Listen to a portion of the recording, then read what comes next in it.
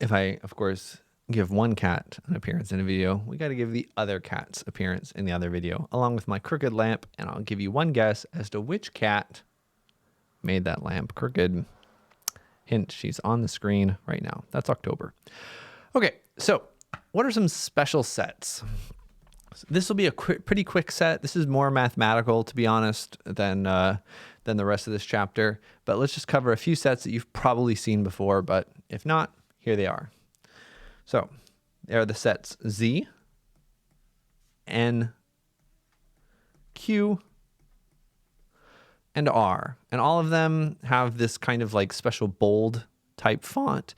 When we write them, a lot of times we'll have those extra bars. So it's not just the letter Z, it's the letter Z with that extra bar is part of it. Okay. So we'll start with the natural numbers. I'm not going in order, sorry. This is the set of natural numbers.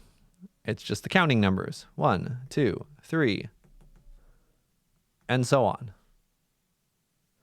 Again, natural numbers. Z is the integers, right? So that's kind of the same, right? 1, 2, 3, and so on. But it also goes the other way into the negatives, and so on. Integers. I believe it's Z because of German. I think the German word for integers or number or something, I don't know. Some German word starts with a Z. Q is the rationals. All numbers P over Q. Notice I gave an extensional definition for these sets, right? I just listed out all the numbers in these sets, an extensional definition. Well, let's give an intentional definition for Q. Q is a set of all the numbers that look like P over Q, such that P and Q are integers. So it's just every fraction with an integer over an integer. Essentially everything that can be written as a fraction. Okay? And then R is a set of real numbers. I think probably all of you have seen that.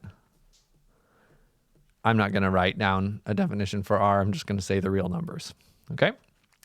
So these are some special sets, and that's the most important part of the video. So you running short on time? You got stuff to do? Get out of here. But if you want to get some connections with some other stuff that's really cool, stick around for a couple minutes. All right, let me tell you guys something. Let's talk about the cardinality of these sets. So remember cardinality, like the size of the integers, for example. Well, if we just counted all of these, right, the size of a set, the cardinality of a set is just how many things are in that set.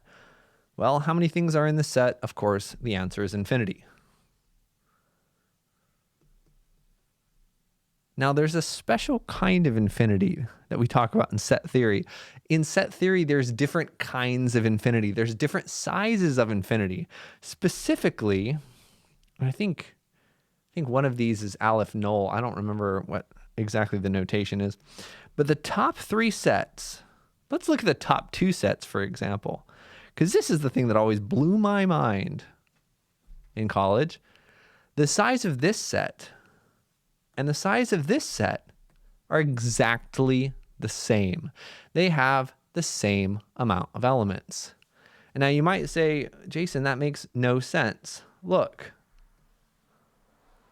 Z has all the numbers in N.